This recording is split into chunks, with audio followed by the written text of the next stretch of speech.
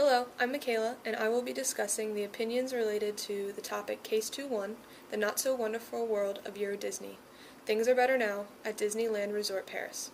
This topic can be found in McGraw-Hill's International Marketing ebook textbook, written by Philip Katora. Now, before we get into discussing the two questions that I have specifically for this article, I want to give a background history of what this article actually is about. So this article for the EuroDisney case is about Disney expanding into China and Europe. And what I mean by expanding is that they're going to be building multiple parks, the magical theme parks that you see in Orlando and Anaheim, California, as well as ones that you see in Japan. Now, what the article really digs into is the trials that Disney faced for the pre-approach that they took to the marketing strategy of implementing the new parks into Europe and China. The first question that I want to discuss is what factors contributed to EuroDisney's poor performance during its first year of operation, and what factors contributed to Hong Kong Disney's poor performance during its first year as well. So first I would like to talk about EuroDisney.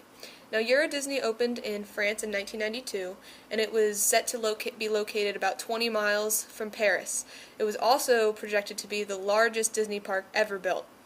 I believe that the poor research into the French and European culture, as well as the ethnocentrism demonstrated by the United States executives, were the main reasons for EuroDisney's poor operations. Now first, in sales, we are taught that the long-term relationships and the pre-approach to a relationship are the most important parts of being successful in a sales opportunity.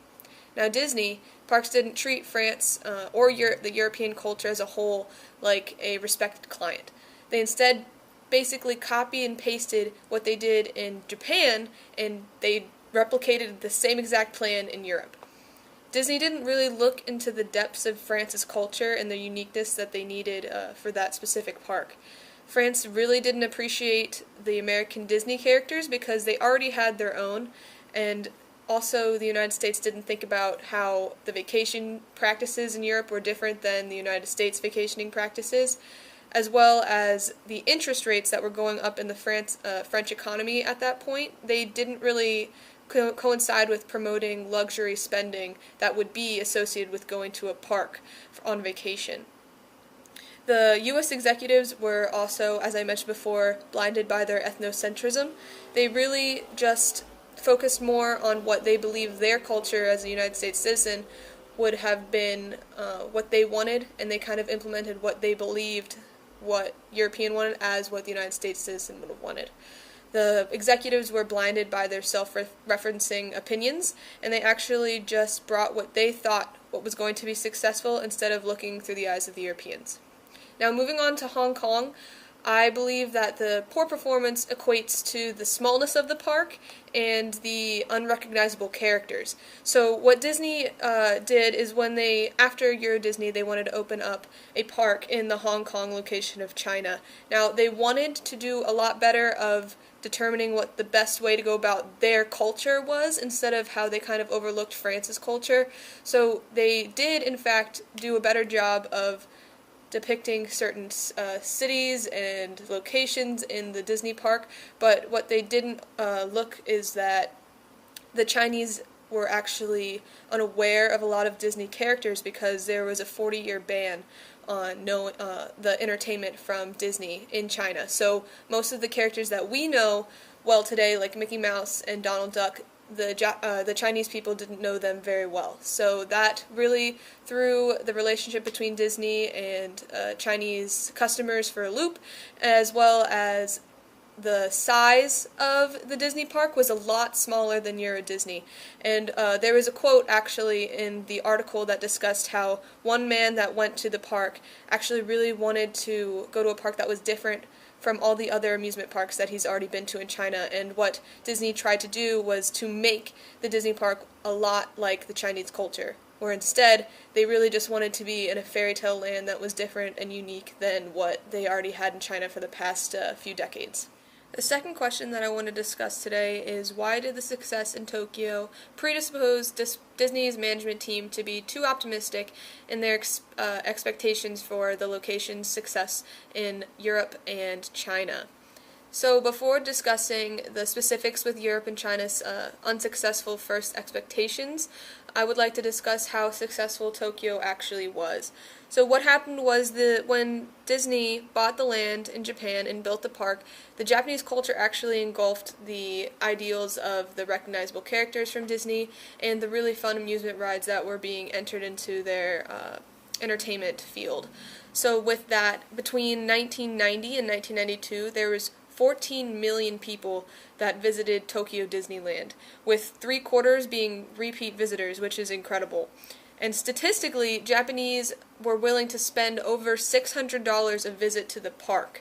And that really was successful in the Disney management team. They really saw that as a success in expanding into other countries besides the United States.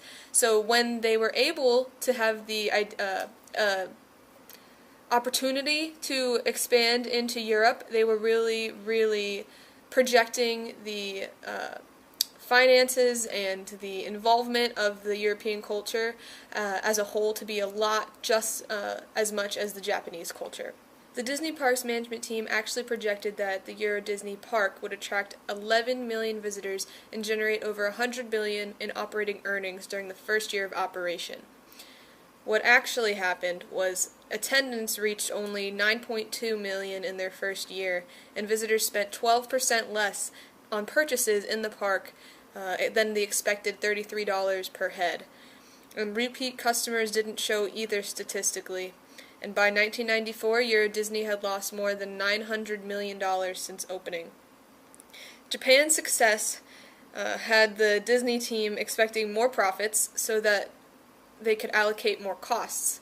And before this disaster happened, Disney already bought the land and the maintenance required, as well as the discussion for tax payments and allocation for the building of golf courses, resorts, hotels, all throughout the French area surrounding the park, which really put Disney in the hole because people weren't coming to the park at all. Now, how did Tokyo's success affect China? Well, what happened was China's expansion into Hong Kong was after the European disaster. So Disney was able to be more cautious when it came to China. They learned from their mistakes and they brought in more Chinese culture that was needed and talked more on the marketing scale of what they wanted versus what the United States thought they wanted. So what happened is that they opened the park. They fixed the feng shui of the park, which was a big contributing cultural aspect of the Chinese people, which was very thoughtful, and it helped people be more comfortable with coming to the park. Now, although Disney had a better plan, revenues didn't exactly go as wanted. In the first year, they had 5 million visitors, but were 600,000 short of what they expected. In the second year, they had 30% below the expected forecasts. Now, many of those who complained that it was too small of a park, as I mentioned before, and it was very unfamiliar with the Disney characters because, of course, as I mentioned, the Chinese people didn't have a great relationship with Mickey Mouse as I would have had. Tokyo's success still had the Disney management team believing that they were going to have success in the Eastern culture of China, which is very closely related to the Japanese culture. But those numbers that Japan had excited Disney and had them overallocate costs to specific things that weren't actually needed of them in that specific culture and actually hurt Disney in the long run. The rest of the article goes into discussing how Disney management changed the leadership roles of who was running the parks and who was in charge of the marketing, and they changed everything that they were doing wrong to make sure that they could have the most profit and revenues as they could potentially forecast. The article also discusses how people helped out Disney and gave them money, like the Saudi prince, who has a big share in the company in Europe, and how they kind of saved them from bankruptcy. Now, What's really interesting in the article, it goes on to explaining how they are going to expand in Shanghai, China, which is not too far from the Hong Kong location, but they are excited to see how their marketing aspects go there and if that park will be run and working a lot better than the first initial year's startup of the European Disney Park and the Hong Kong Park. Thank you so much for watching, and I hope you have a pleasant day.